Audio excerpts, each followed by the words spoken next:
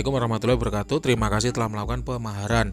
Baik, untuk terawangan 2 tasbih ya, terawangan 2 tasbih. Kita mulai dari yang pertama dulu, yaitu tasbih kayu jati ya, tasbih kayu jati.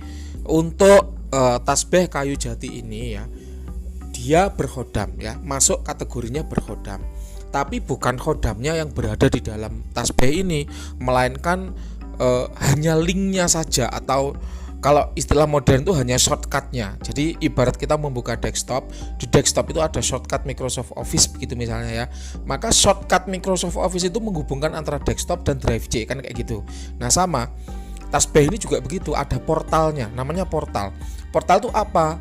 Portal itu suatu bentukan energi yang mana dia fungsinya atau tuahnya menghubungkan antara dimensi manusia dengan dimensi alam gaib.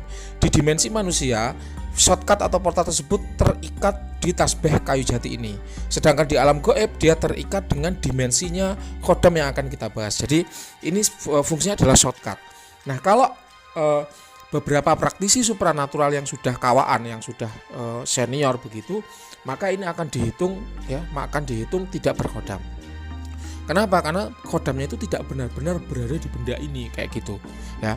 Tapi kalau praktisi yang baru-baru, yang newbie, masuk kategori dihitung berkhodam. Kenapa? Karena standar dari praktisi yang newbie itu masih lebih rendah dibanding dengan praktisi yang sudah kawaan. Jadi tergantung standarnya siapa dulu yang dipakai. Ini kalau standarnya Mbah Wira, maka masuk kategori berportal tapi tidak berkhodam. Ya, jadi ada portalnya, ada shortcutnya, ada penghubungnya, tapi tidak berkhodam kayak gitu. Jadi hanya yang benar-benar khodamnya itu ada di dalam benda itu yang Mbah Wira hitung masuk kategori benda berkhodam. Ya, jadi tergantung standarnya siapa dulu yang dipakai kayak gitu. Dalam supranatural tentu tidak ada standar yang pakem. Standar masing-masing orang itu berbeda ya. Nah, Mbah Wira sendiri menggunakan standar benda ini tidak berkhodam, tapi masuk ada portalnya kayak gitu ya. Jadi ini tolong dipahami dulu bahwa katanya Mbah Wira benda ini nggak berkhodam, katanya praktisi lain berkhodam, katanya praktisi lain kosong, katanya praktisi lain berkhodam. Nah, kok bingung, kok berbeda-beda? Nah, ya itu tadi, karena standar yang digunakan juga tidak sama kayak gitu. Jadi tergantung standar yang bagaimana dulu yang dipakai kayak gitu ya. Ini tolong dipahami. Oke, itu yang pertama. Yang kedua, tadi Mbak Wira sudah katakan bahwa benda ini adalah shortcut ya, ada portalnya. Nah, untuk memahami lebih detail tentang apa itu portal, Anda bisa membuka ya konten jejak mistis yang judulnya adalah Portal Gaib ya. Judulnya Portal Gaib. Di situ saya membahas ada setengah jam tentang apa itu portal gaib, penjelasannya, bagaimana tuhannya dan sebagainya, itu ada komplit di situ. Anda nanti bisa simak untuk menambah wawasannya. Jadi Mbah Wira harapkan dengan memahami Mbah Wira itu ada peningkatan ya, peningkatan wawasan, peningkatan pengalaman. Bukan hanya sekedar nerawang cek kosong, nerawang cek ada khodam ya sudah selesai, enggak. Tapi ada nilai lebih atau ada value added yang pemahar peroleh ya setelah memahar di Mbah Wira kayak gitu. Ya itu yang penting. Oke, itu yang ketiga. Lalu seperti apa khodam yang terhubung dengan benda ini? Ya, khodamnya adalah raksasa biru ya, raksasa biru. Boleh disebut dengan ras giant.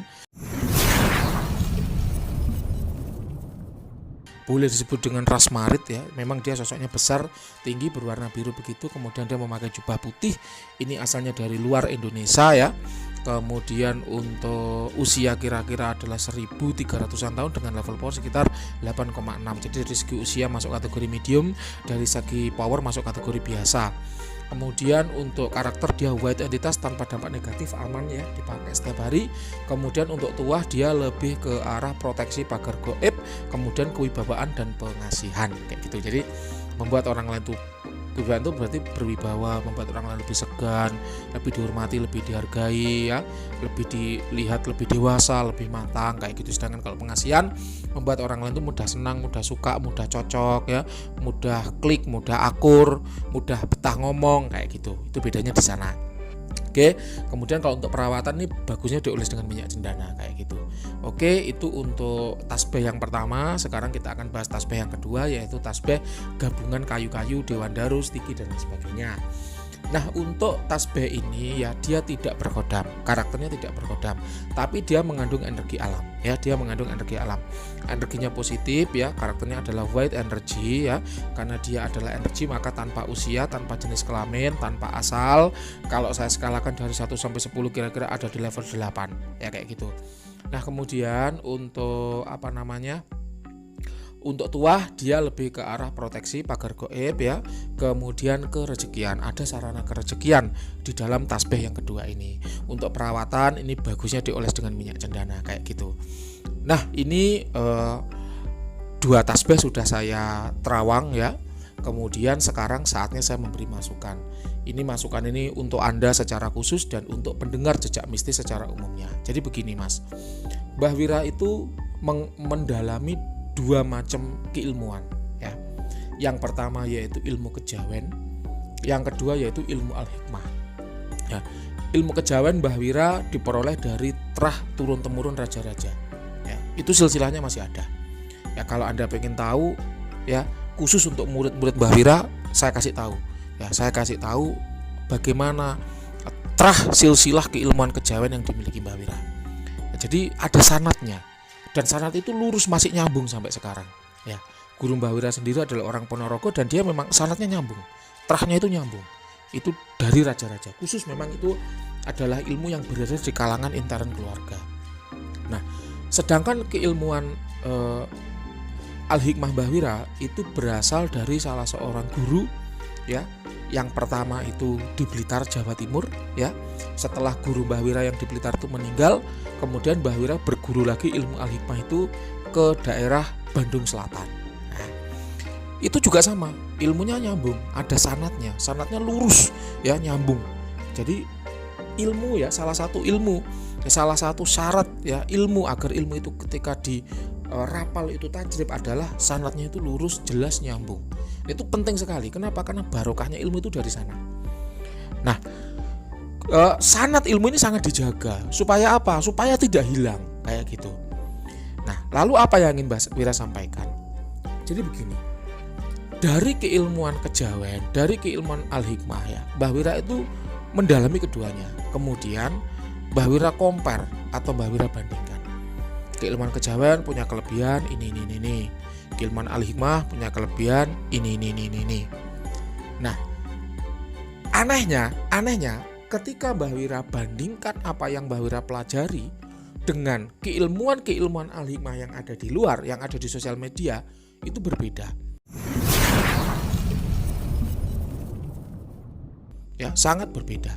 Kalau yang Mbah Wira pelajari ilmu al-hikmah itu intinya ada pada ibadah. Ya.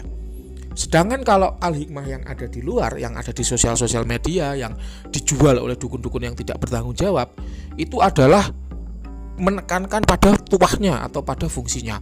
Baca bacaan ini sekian kali maka nanti akan bisa begini. Baca amalan ini sekian kali nanti akan jadi kebal. Baca amalan ini sekian kali nanti akan bisa mendatangkan kodam. Baca amalan ini sekian kali nanti akan ada jin yang mendatangi. Baca amalan ini untuk nanti mendatangkan uang gaib. Jadi itu yang ditekankan oleh para penjual-penjual ilmu al-hikmah di luaran. Padahal itu tidak benar gitu, tidak benar. Kalau Mbah Wira dalami keilmuan al-hikmah yang selama ini Mbah Wira tekuni dari 2005 saya menekuni keilmuan al-hikmah, itu ternyata nggak sama dengan ilmu al-hikmah yang ada di luar. Oleh karena itu saran saya kepada Anda, apabila Anda mengisi benda-benda seperti ini ya, maka carilah guru-guru al-hikmah yang dekat dengan rumah Anda. Supaya apa? Supaya bimbingannya itu enak ya. Mbah Wira itu selalu siapapun itu ya, ketika ingin belajar ke Mbah Wira pasti Mbah Wira tolak. Kenapa? Karena Mbah Wira udah nggak menerima murid lagi kayak gitu. Dan selalu Mbah Wira sarankan kalau cari guru, cari yang dekat rumah. Kenapa? Supaya kalau bimbingan tuh enak, kalau konsultasi enak, kalau bimbingan enak, kalau latihan enak, sehingga ilmunya tuh bener-bener masuk gitu loh. Bukan hanya sekedar bayar duit ya, bayar mahar, dikasih kapsul, kasih modul, kapsulnya ditelan, modulnya disimpan di lemari, ilmunya merasuk, selesai. Enggak cuma kayak gitu, tapi benar-benar ada bimbingan tirakat step by step sehingga ilmu itu benar-benar Anda kuasai. Bukan hanya sekedar penyelarasan, bukan hanya sekedar blessing, bukan hanya sekedar telan kapsul, bukan hanya sekedar inisiasi atau apalah bahasa-bahasa marketing yang sekarang itu kan macam-macam. Tujuannya untuk satu apa? Supaya pembeli itu terpikat sehingga kemudian membeli. kayak gitu. Jadi bukan hanya sekedar itu gitu loh ilmu itu. Nah itu yang keempat. Kemudian yang kelima, ilmu hikmah itu ditekankan pada bagaimana kita berdoa, meminta kepada Tuhan supaya benda yang kita doakan itu mengandung tuah.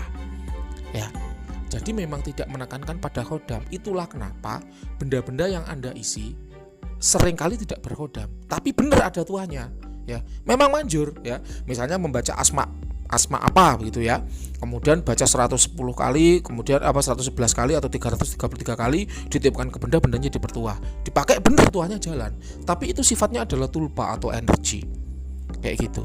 Nah, itu benar manjur, tapi nanti setelah sekian lama karena itu sifatnya ada energi itu seperti baterai HP ya.